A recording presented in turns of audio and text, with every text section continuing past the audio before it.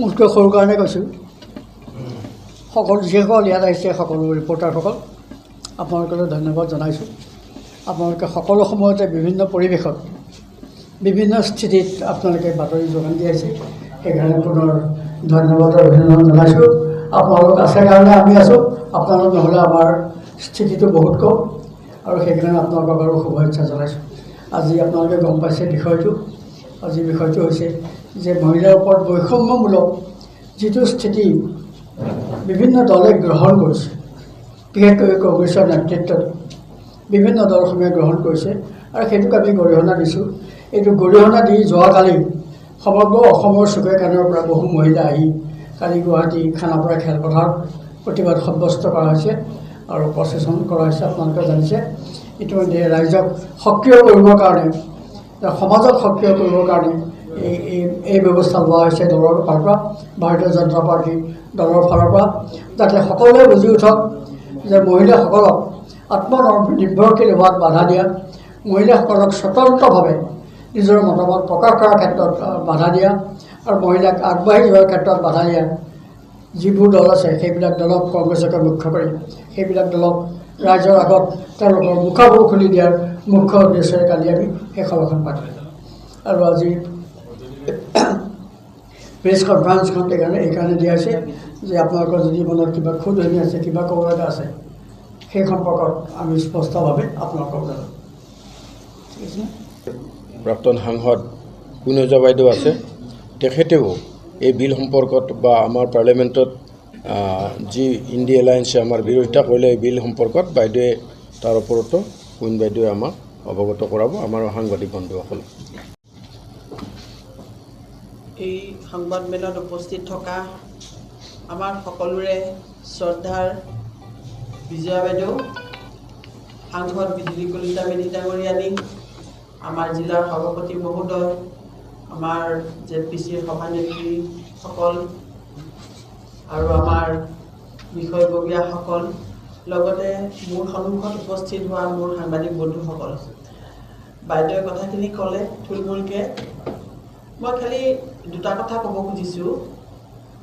কালি আমি এটা উদাহৰণ দেখুৱাইছোঁ যে মহিলাসকলৰ শক্তি, আমাক সদায় শক্তি প্ৰদৰ্শন কৰাৰ কথা কয়। কালি আমাৰ জিলা ভিত্তিত আচলতে আমি গুৱাহাটী জিলাই কালি আহ্বান দিছিলোঁ আৰু আমাক সহযোগ কৰিছিলে কেইখনমান জিলাই, আৰু আপোনালোকে পৰিসংখ্যাটো কালি দেখিছে। তাৰমানে এই মনৰ খুদনিটো সকলোৰে মাজত আছে যে আমাৰ আজি বিশ্ববৰেণ্য নেতা, আমাৰ সকলোৰে শ্ৰদ্ধাৰ মাননীয় প্ৰধানমন্ত্ৰী নৰেন্দ্ৰ মোদী ডাঙৰীয়াৰ যি দূৰদৰ্শিতা, সেই দূৰদৰ্শিতা বিভিন্ন সময়ত প্ৰকাশ পাই আহিছে আৰু তাৰ প্ৰভাৱ গোটেই ভাৰতবৰ্ষতে আমি দেখিবলৈ পাইছোঁ। আৰু যেতিয়া বিশেষকৈ মই মোৰ কথা এটা ক'ম, আমি সদনত আছিলোঁ 2023 চনত 18 ছেপ্টেম্বৰত আৰু 19 ছেপ্টেম্বৰ।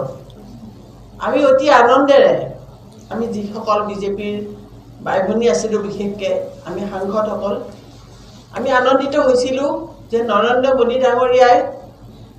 আমাৰ এই বিলখন, মহিলা ৰিজাৰ্ভেশ্যন বিলখন, সেই সময়ত যিহেতু আমি সংখ্যাগৰিষ্ঠ আছিলোঁ, আমি সেইখন তাত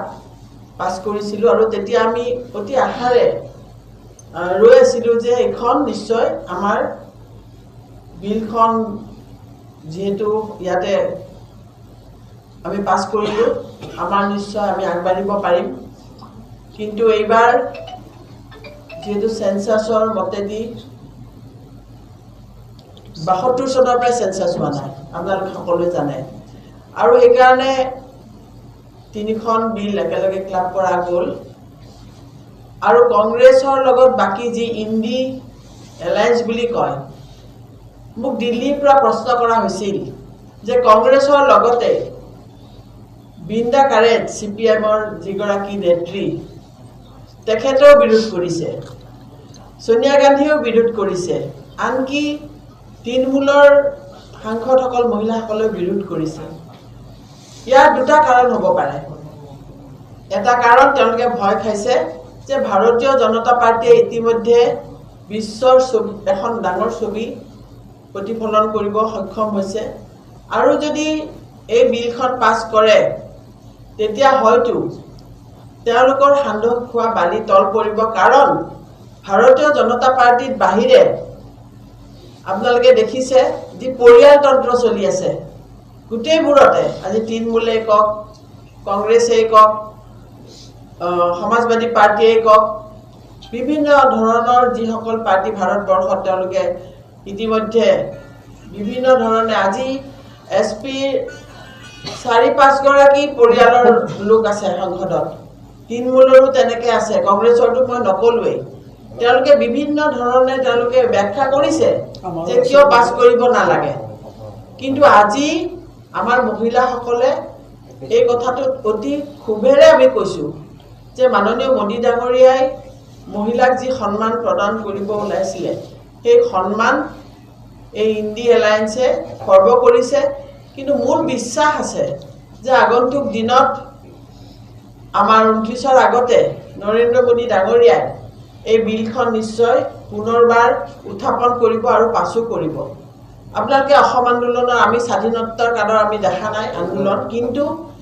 অসম আন্দোলন আমি দেখিছোঁ বাইদেউ সাক্ষী আছে মই সাক্ষী আছোঁ আমি সকলোবোৰ সাক্ষী আছোঁ সেই সময়ত ছাত্ৰ সন্থাৰ আহ্বান মৰ্মে অসমৰ বিভিন্ন ঠাইৰ পৰা মহিলাবিলাক ওলাই আহিছিল আজি ইয়াতে সাংবাদিকসকলে হয়তো বহুতে সেই চিন দেখা নাই তেতিয়া কংগ্ৰেছে সেই বিদেশী বিতাৰত যিটো আমাৰ আন্দোলন হৈছিলে আজি যিটো এটা অগ্নিগৰ্ভা এটা হৈ গৈছে তেতিয়া মহিলা লাখ লাখ মহিলা মই 10% বাদ দিও যদি কওঁ 90% মহিলা ওলাই আহিছিলে তেতিয়া যি বৰ্বৰ আক্ৰমণ আমাৰ ওপৰত কৰা হৈছিল কোনে কৰিছিলে সেই কংগ্ৰেছ চৰকাৰে কৰিছিলে তাৰমানে তেওঁলোকে মহিলা সন্মান কেতিয়াও দিব জানাই নাই আৰু আজিও তাৰ সেই কথাটো প্ৰতিফলন হ'ল সেইকাৰণে মই ধিক্কাৰ দিছোঁ এই ইণ্ডি এলায়েন্সক আৰু মই আশাও কৰিছোঁ যে ভৱিষ্যতে তেওঁলোকৰ সুবুদ্ধি হওক আৰু মহিলা সন্মান কৰিবলৈ শিকক আৰু সেইকাৰণে আমি আজি ইয়াত আচলতে বাৰে বাৰে এই কথাবোৰ কৈ থাকিব ভাল নালাগে যদিও আমি প্ৰতিষ্ঠা কৰিব লাগিব আমি সঁচা অৰ্থত বিজেপিত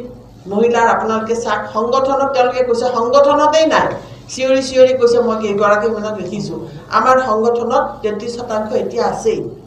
আৰু তেনেকৈ আমাৰ মোদী ডাঙৰীয়াই বিচাৰিছিলে আমাৰো 33% আহক সংসদত আহক বিধানসভাত আহক কিন্তু নহ'ল তাৰ কাৰণে আমি দুখিত আৰু এই কথাখিনি আপোনালোকে বহুলভাৱে প্ৰচাৰ কৰিলে আমি আনন্দিত হ'ম এইখিনিকে কৈয়ে মই সকলোকে ধন্যবাদ দি মই মোৰ বক্তব্য সামৰণি মাৰিছোঁ ধন্যবাদ প্ৰণাম জনাইছোঁ আৰু আজি আমি আমাৰ গুৱাহাটী মহানগৰ জিলাৰ উদ্যোগত মহিলা মৰ্চাৰ উদ্যোগত আমাৰ সংবাদমেল আৰম্ভ কৰিবলৈ ওলাইছোঁ বিষয়টো ইতিমধ্যে সকলোৱে অৱগত আমাৰ মাজত উপস্থিত আছে আমাৰ সকলো শ্ৰদ্ধাৰ আদৰৰ ভাৰতীয় জনতা পাৰ্টীৰ জ্যেষ্ঠ নেত্ৰী তথা আমাৰ প্ৰাক্তন গুৱাহাটী লোকসভা সমষ্টিৰ সাংসদ কেন্দ্ৰীয় মন্ত্ৰী মাননীয় বিজয় চক্ৰৱৰ্তী বাইদেউ আমাৰ মাজত উপস্থিত আছে আমাৰ প্ৰাক্তন সাংসদ গুৱাহাটী লোকসভা সমষ্টিৰ পূৰ্ণজা বাইদেউ আমাৰ মাজত উপস্থিত আছে আমাৰ বৰ্তমানৰ গুৱাহাটী লোকসভা সমষ্টিৰ সাংসদ বাইদেউ বিজুলী কলিতা লিঙমৰীয়ানী আমাৰ জিলা পৰিষদৰ কামৰূপ মেট্ৰ'ৰ চেয়াৰমেন মিতালী কলিতা বাইদেউ সমগ্ৰ গুৱাহাটী মহানগৰ জিলা মহিলা মৰ্চাৰ সভানেত্ৰী অজন্তা চক্ৰৱৰ্তী বাইদেউ আমাৰ জিলাৰ উপ সভানেত্ৰী লোহানীতি বাইদেউ লগতে সাংবাদিক বন্ধুসকল আমাৰ যি নাৰী বন্ধন নাৰী শক্তি বন্ধন অধিনিয়ম বিল 2026 এমেণ্ডমেণ্ট বিল এই বিলখন পাৰ্লিমেণ্টত এইখন আচলতে ইমপ্লিমেণ্টেশ্যনৰ এমেণ্ডমেণ্ট বিল সংসদত যি উত্থাপন কৰা হৈছিল আৰু যিহেতুকে এইখন পাৰ্লিমেণ্টত আমাৰ কনষ্টিটিউশ্যনেল এমেণ্ডমেণ্ট বিল হিচাপে উত্থাপন কৰা হৈছিল আৰু ইয়াত 2/3 মেজৰিটিৰ প্ৰয়োজন আছিল আৰু যিহেতুকে বিৰোধীয়ে ইণ্ডি এলায়েন্সে এইটো বিৰোধিতা কৰাৰ ফলত এইটো পাছ নহ'ল তথাপিও ইয়াৰ পূৰ্বতে 2023 ছেপ্টেম্বৰ মাহত পাৰ্লিমেণ্টত যি ওমেন ৰিজাৰ্ভেশ্যন 33% পাছ হৈছিল আমাৰ কনষ্টিটিউশ্যনেল এমেণ্ডমেণ্ট বিলখন তেতিয়া পাছ হৈছিল আৰু স্পেচিয়েলি এইখন এতিয়া স্পেচিয়েলি আমাৰ ইণ্ডিয়ান টেৰিটৰিয়েল বিল আৰু 2026 আৰু আমাৰ যি 33%-ৰ ৰিজাৰ্ভেশ্যনৰ ক্ষেত্ৰত আমাৰ ডেলিমিটেশ্যন বিল আছিল অন দ্য বেচিছ অফ 2011 পপুলেশ্যনৰ ভিত্তিত এই দুখন আনিছিল আমাৰ সংসদত। তো তাৰে ইণ্ডিয়া এলায়েন্সে বিৰোধিতা কৰাৰ ফলত এইটো একচেপ্ট নহ'ল আৰু তাৰে ভিত্তিত অন্তত আমাৰ যি মহিলাসকলৰ আমাৰ পাৰ্লিমেণ্টেই হওক বা বিধানসভাৰ লেজিছলেশ্যনতেই হওক যি অংশীদাৰিত্ব থাকিব লাগে 33%, এই পজিটিভ কথাটোত ইণ্ডিয়া এলায়েন্সে বিৰোধিতা কৰি আমাৰ পাছ হোৱাত যি বিৰোধিতা কৰিলে তাৰে প্ৰতিবাদত আমি আচলতে এই প্ৰেছ মিট আয়োজন কৰিছোঁ আৰু তাতে আমাৰ মাজত উপস্থিত আমাৰ সকলো শ্ৰদ্ধাৰ বাইদেউ বিজয় চক্ৰৱৰ্তী ডাঙৰীয়ানীয়ে হাত ধৰিব আপোনালোক সকলোকে অৱগত